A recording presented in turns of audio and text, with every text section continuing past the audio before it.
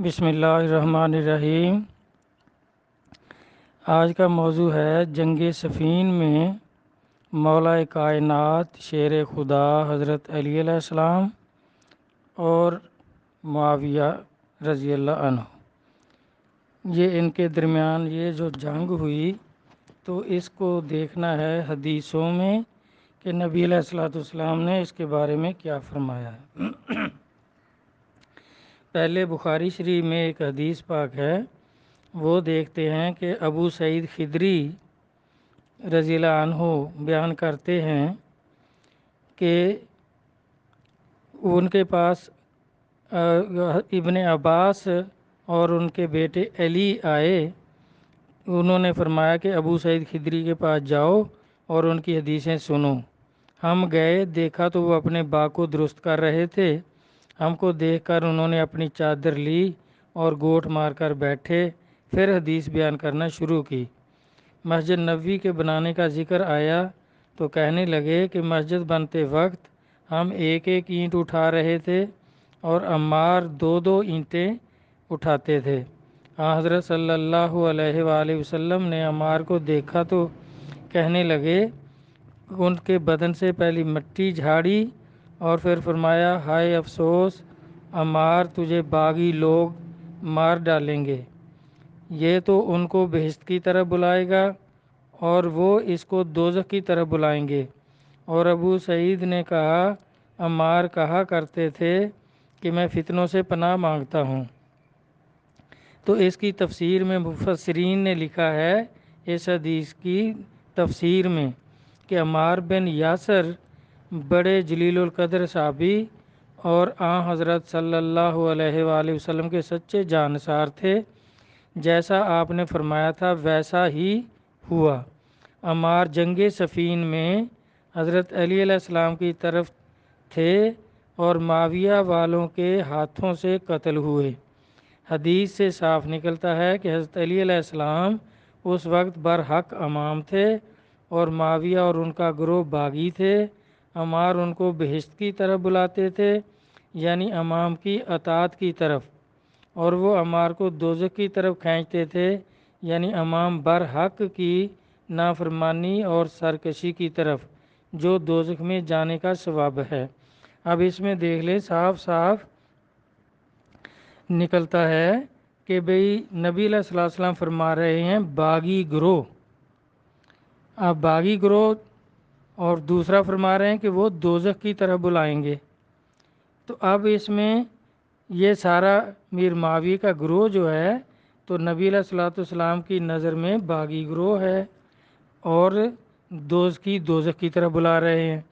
اور عمار حضرت علی علیہ کی طرف سے لڑے، شہید ہو گئے، تو وہ ان کو جنت کی طرف بلا رہے تھے۔ اب بھی دیکھیں کتنے علماء ہمارے ہیں جو مولا کائنات کہنے سے ان کو کتنی تکلیف ہوتی ہے کہ علی علیہ السلام کو مولا کیوں کہتے ہیں۔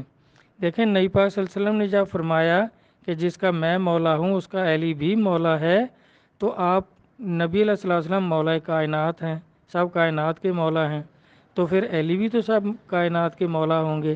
تو اس طرح اب ان کا نہ تو حدیثوں پہ یقین ہے نہ ہی قرآن پہ یقین ہے۔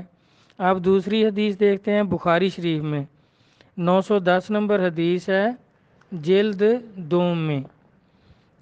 ہم سے محمد بن رافع نے حدیث بیان کی، ان سے حسین نے، ان سے زائدہ نے، ان سے ابو حسین نے، ان سے سعد بن عبیدہ نے بیان کیا کہ ایک شخص ابن عمر رضی اللہ عنہ کی خدمت میں حاضر ہوا اور عثمان غنی رضی اللہ عنہ کے متعلق پوچھا، تو آپ نے ان کے محاسن یعنی ان کے اسوہ حسنہ بیان کیے۔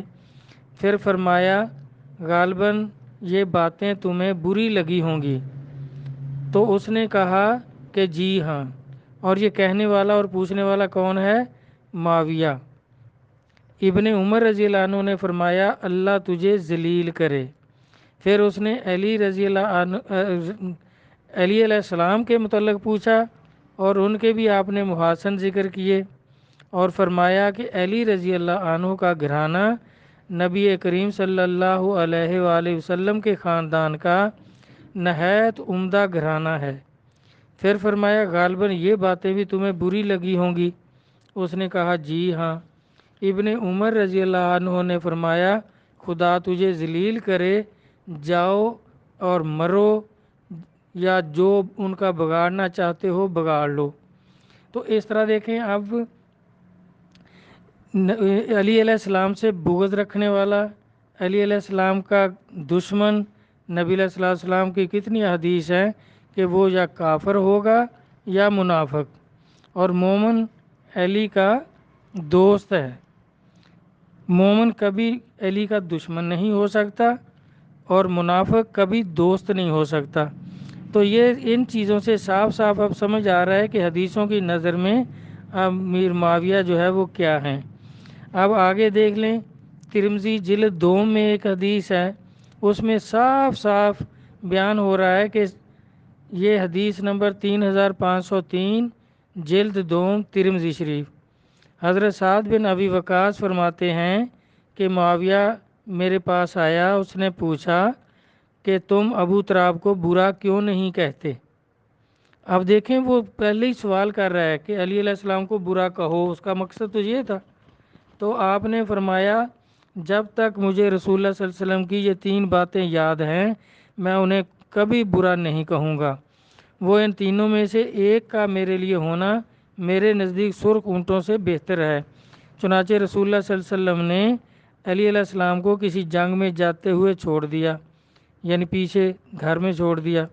تو علی علیہ السلام کہنے لگے یا رسول اللہ صلی اللہ علیہ وسلم، کیا آپ مجھے عورتوں اور بچوں کے ساتھ چھوڑ کر جا رہے ہیں؟ یعنی کیا میں اس جہاد میں شریک ہونے کا بھی اہل نہیں؟ آپ صلی اللہ علیہ وسلم نے فرمایا کیا تم اس مقام پر فائز نہیں ہونا چاہتے جس پر موسیٰ علیہ السلام نے ہارون علیہ السلام کو مقرر کیا تھا؟ فرق صرف اتنا ہے کہ وہ نبی تھے اور میرے بعد نبوت ختم ہو چکی۔ یعنی موسیٰ علیہ السلام جب کوہتور پہ توریت لینے گئے تھے تو ہارون علیہ السلام کو پیچھے چھوڑ کے گئے تھے۔ تو آپ بھی فرما رہے ہیں کہ ہم جہاد پہ جا رہے ہیں تو آپ کو ہارون علیہ السلام کی طرح پیچھے چھوڑ کر جا رہے ہیں۔ دوسری چیز یہ کہ جنگ خیبر کے موقع پر حضرت صلی اللہ علیہ وآلہ وسلم نے فرمایا آج میں جھنڈا اس شخص کے ہاتھ میں دوں گا جو اللہ اور اس کے رسول سے محبت کرتا ہے اور اللہ اور رسول اس سے محبت کرتے ہیں۔ آپ فرماتے ہیں ہم سب چاہتے تھے کہ آج جھنڈا ہمیں دیا جائے، لیکن آپ نے علی علیہ السلام کو بلوایا، وہ حاضر ہوئے تو ان کی آنکھیں دکھ رہی تھی، آپ نے ان کی آنکھ میں لعاب ڈالا اور جھنڈا انہیں دے دیا۔ پھر اللہ تبارک تعالیٰ نے انہی کے ہاتھ فتح نصیب فرمائی۔ تیسری چیز یہ کہ جب یہ آیت نازل ہوئی ابناؤنا و ابناؤکم، تو آپ نے فاطمہ علیہ السلام، علی علیہ السلام، حسن علیہ السلام اور حسین علیہ السلام کو بلا کر کہا یا اللہ یہ میرے گھر والے ہیں، ان کو پاک کر دو جس طرح پاک کرنے کا حق ہے۔ تو اب اس میں بھی دیکھیں تو وہ آپ بتا بھی رہے ہیں، علی علیہ السلام کی فضیلت بیان کر رہے ہیں سعد بن ابی وقاص، اور یہ کہہ رہا ہے کہ مجھے یہ باتیں اچھی نہیں لگتی۔ تو اس پر اب اس کا خود اندازہ کر لیں کہ یہ کیا کہہ رہا ہے۔ پھر اس طرح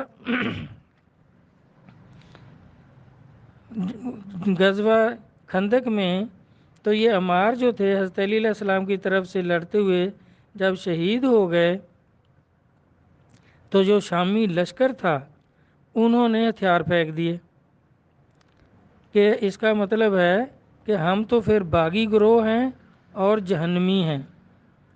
تو اس پر یہ معاویہ جو ہے یہ عمرو بن عاص کو کہنے لگا کہ اب کچھ کرو نہیں تو آج پھر ہم مارے جائیں گے۔ کیوں؟ اب فوج نے پھینک دی ہیں ہتھیار تو ہم کیا کریں گے، وہ تو ہمیں مار دیں گے پھر۔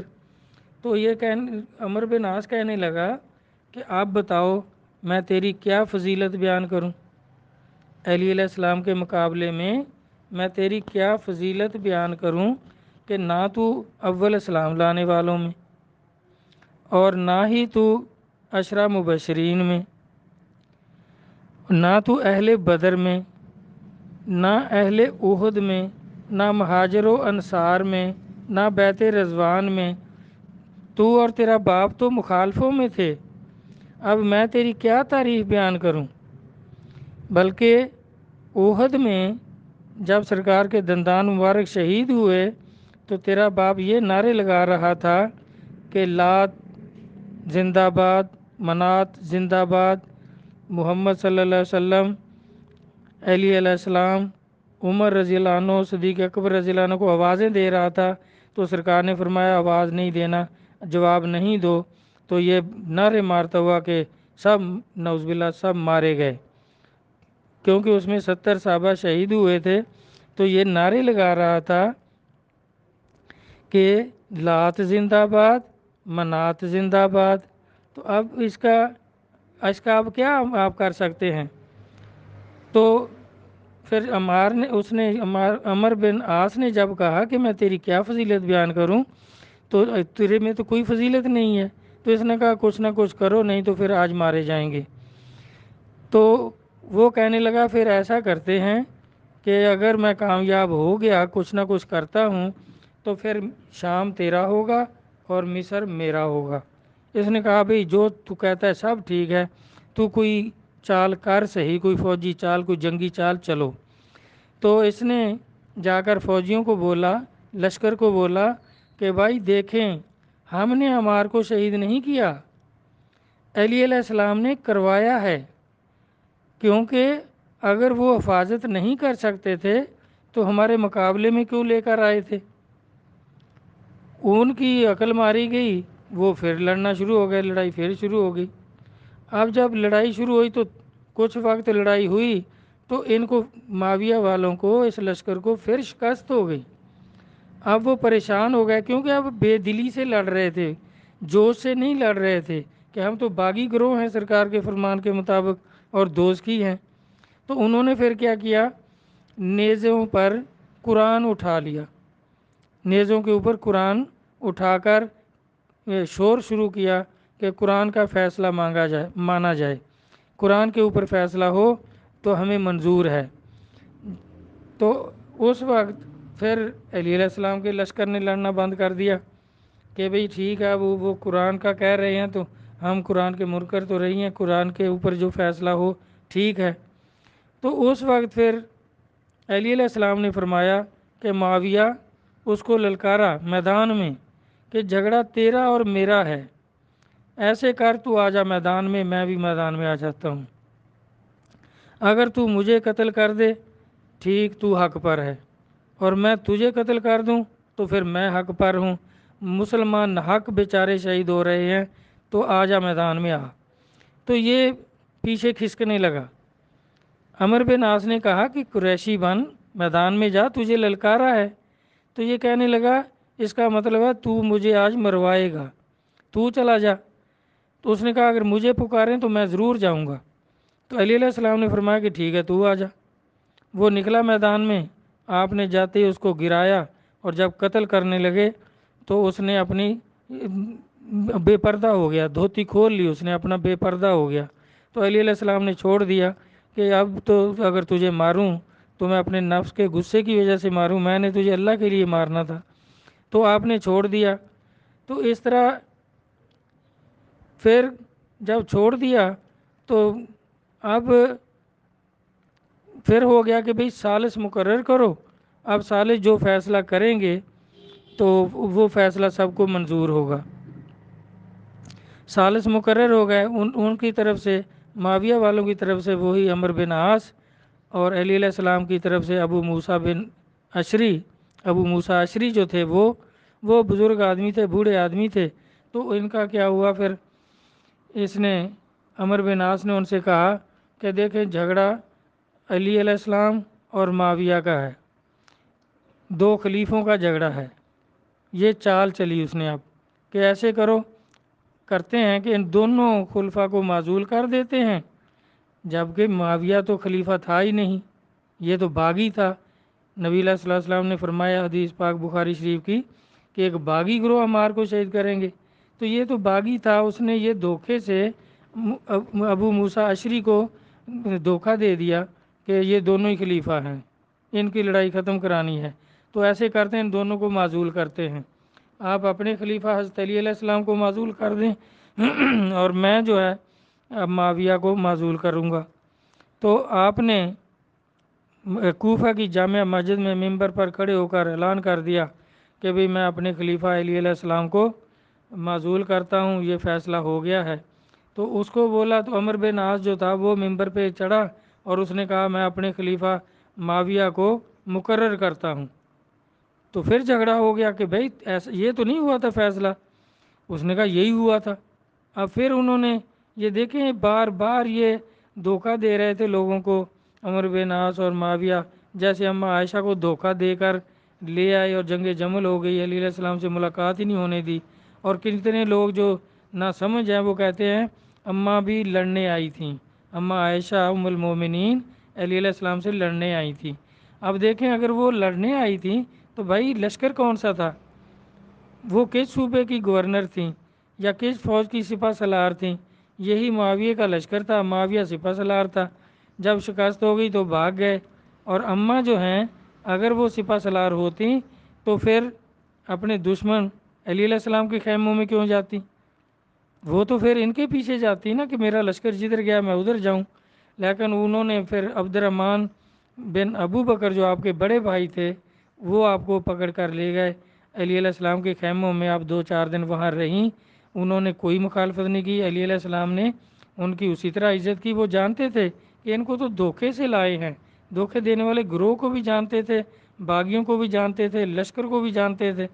تو آپ نے پھر جب پوچھا کہ اماں ام المومنین اماں عائشہ سے کہ اماں آپ کو کہاں پہنچائیں، اگر یہاں رہنا ہو تو یہ آپ کا گھر ہے، لیکن اماں نے کہا کہ مجھے مدینہ شریف پہنچا دو۔ آپ نے باقاعدہ بندوبست کیا ان کا، اور عبد الرحمن جو ان کے بھائی تھے ان کے ساتھ ان کو مدینہ شریف روانہ کیا اور پہنچا کے آئے۔ اگر آپ لڑنے آتی ہوتی اس لشکر کے ساتھ تو یہ کہتی کہ بھئی جو میرا لشکر ہے مجھے وہاں پہنچاؤ، شام میں پہنچاؤ۔ اب پھر دیکھیں بعد میں جب انہوں نے اس شکست کے بعد پھر اپنا سیٹ ہو کر اپنا بندوبست کر کے دوبارہ جنگ صفین کے لیے آتے ہیں تو پھر اب اگر اماں لشکر کا جرنیل تھیں، سپہ سالار تھیں، تو اب ان کو کیوں نہیں ساتھ لائے؟ اب ان سے پوچھا ہی نہیں، اب خود لڑنے آ گئے۔ اب پھر جب شکست ہوئی، باغی بن گئے، جہنمی بن گئے، لشکر والوں نے ہتھیار پھینک دیے، پھر ثالث مقرر ہو گئے۔ جھگڑا ختم اس پر ہوا کہ سب جو سیانے صحابہ تھے انہوں نے کہا کہ یہ حکومت کے لالچی ہیں، یہ ایسے چھوڑیں گے نہیں، کیونکہ علی علیہ السلام نے اس کو شام کی گورنر سے معزول کر دیا تھا، تو اس نے قبول نہیں کیا، اس نے بغاوت کر دی۔ تو اب شام اور مصر لینا کر کے پھر کوئی عثمان کے قاتل نہیں رہے، کسی کا مطالبہ نہیں کیا، اور یہ شام اور مصر پر خوش ہو کر دونوں چلے گئے اور صلح ہو گئی، جنگ ختم ہو گئی۔ اللہ تبارک تعالیٰ سمجھ عطا فرمائے۔ اہل بیت کی شان میں کوئی ایک لفظ بھی کہے کیوں پھر وہ قرآن و حدیث کی مخالفت کرتا ہے۔ علی علیہ السلام کی مخالفت خود سرکار فرما رہے ہیں وہ کافر ہوگا یا منافق ہوگا۔ قرآن پاک ان کو اللہ تعالیٰ فرما رہے ہیں کہ اے محبوب، اے میرے محبوب نبی، میں چاہتا ہوں تیری اہل بیت کو پاک کر دوں جس طرح پاک کرنے کا حق ہے۔ تو وہ اس میں یہی 5 لوگ شامل تھے جن کو پنجتن پاک کہتے ہیں۔ تو علی علیہ السلام پنجتن پاک میں بھی ہیں، جو بڑے بڑے صحابہ کو بھی یہ بات، یہ فضیلت نصیب نہیں ہے۔ تو اللہ تبارک تعالیٰ ان کی شان کو سمجھنے کی توفیق عطا فرمائے، آمین۔ اللہ حافظ۔